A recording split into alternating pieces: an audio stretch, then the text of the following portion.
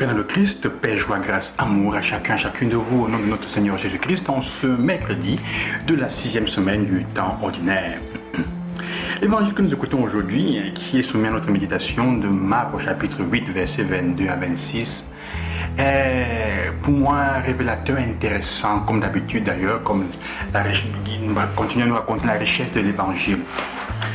Aujourd'hui, Marc nous présente un des miracles étranges de Jésus. Une des rares fois où Jésus, ou peut-être même l'unique où Jésus doit faire un miracle 2 fois. Comme s'il avait raté, comme s'il avait échoué. Nous sommes invités à nous poser la question, parce que Jésus, on lui apporte un aveugle, les gens lui amènent un aveugle et le supplient de le toucher. Jésus le prend par la main et l'emmène hors du village. Après l'avoir guéri en 2 temps, et on dit qu'il utilise la salive pour cela. Après l'avoir guéri en 2 temps, qu'est-ce qu'il fait? Il lui demande de ne même plus rentrer au village, n'ayant même pas pour revoir ceux qui l'ont amené au village. Ils nous sont amenés à nous poser la question. Quand les évangélistes nous mettent des choses assez étranges dans le texte, ça veut dire c'est le lieu où de vous réfléchir. Il y a quelque chose de caché, généralement. Ce que je cueille et ce qui me permet dans ma méditation aujourd'hui, partager avec vous, que je partage avec vous, c'est le fait que, ce fait, il y a des fois où, pour nous bénir et pour nous libérer, Dieu a besoin de nous éloigner de ceux qui sont autour de nous. Même des gens qui nous ont amenés, parfois les gens qui nous ont conduits là où on est à Dieu. Dieu ne peut pas faire des miracles sur nous, ne peut pas nous guérir et nous donner ce qu'on nous gré de grâce quand ces gens-là sont à côté. Il semble que ceux qui sont en train d'amener Jésus, vous vous souvenez que dans un autre morceau d'évangile, il y a un autre passage où les 4 qui amènent le paralytique dépouillent le toit, ils font un tour dans le toit pour le faire descendre. Et le texte nous dit Jésus, voyant leur foi, guéri. Il semble qu'ici, ceux qui amènent le paralytique, l'aveugle, n'aient pas la foi. Ils l'amènent pour qu'il le touche, il supplie le toucher. Mais c'est comme s'ils veulent simplement tester Jésus. C'est comme s'ils veulent voir quelque chose. C'est comme s'ils ont besoin simplement, une fois mettre à l'épreuve, de voir un geste, de confirmer quelque chose. Il n'y a pas la foi. Nous sommes à Bethsaïde. Et Jésus se rend compte que ceux qui sont dans ce village n'ont pas la foi.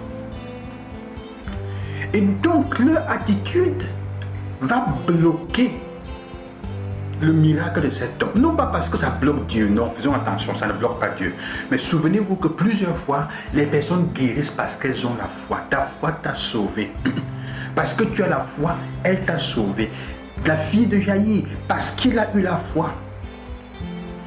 Donc cet homme ne peut normalement pas guérir s'il n'a pas la foi. Et généralement, les gens qui sont autour de lui ne l'aident pas à soutenir sa foi. La preuve, c'est que quand il l'amène hors du village et qu'il le touche la première fois, les yeux avec la salive, on nous dit qu'il voit flou. Ça veut dire que sa foi n'est pas forte, elle n'est pas consolidée. Peut-être au début, il était même complice de ceux qui l'ont amené. Allons tenter de voir si.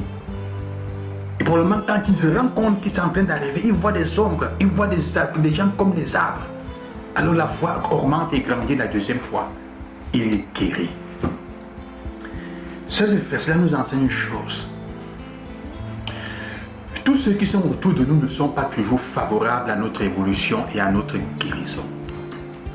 Parfois, ceux qui t'emmènent quelque part, parfois ceux qui te font du bien, qui te soutiennent et qui t'aident, ne doivent pas être présents et témoins de ton évolution, de ton essor, de ta réussite.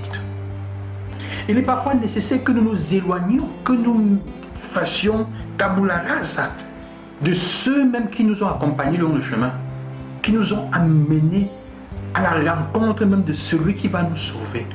Parce que les conditions, pas parce qu'ils sont méchants, parce que les conditions, parce que leur condition intérieure, leur intention n'est pas assez pure pour nous permettre de croire en ce à quoi nous sommes appelés à croire pour être libérés.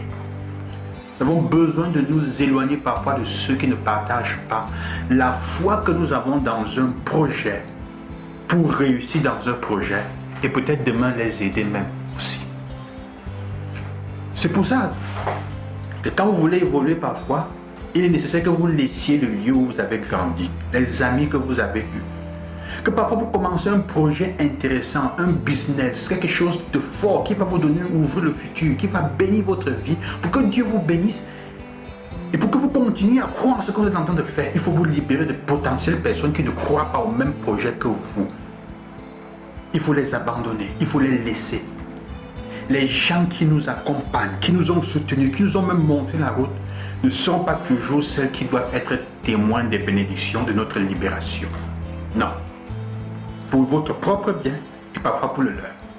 C'est pour ça que Jésus, après l'avoir guéri, lui dit, n'entre pas au village, pars.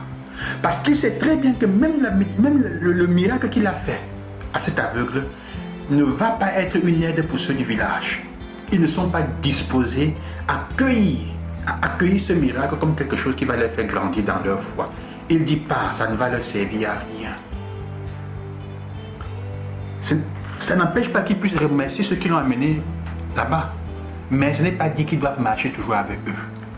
Parfois, nous sommes des artisans de notre propre mort. Le temps, parfois, les gens, il arrive un temps, parfois, nous devons nous libérer des gens, même ceux qui sont accompagnés, qui nous ont amenés là où nous sommes. On les aime, mais parfois, pour réussir, pour jouir des bénédictions du Seigneur, il faut se libérer de certaines personnes. Je vous souhaite cela, cette sagesse de vie.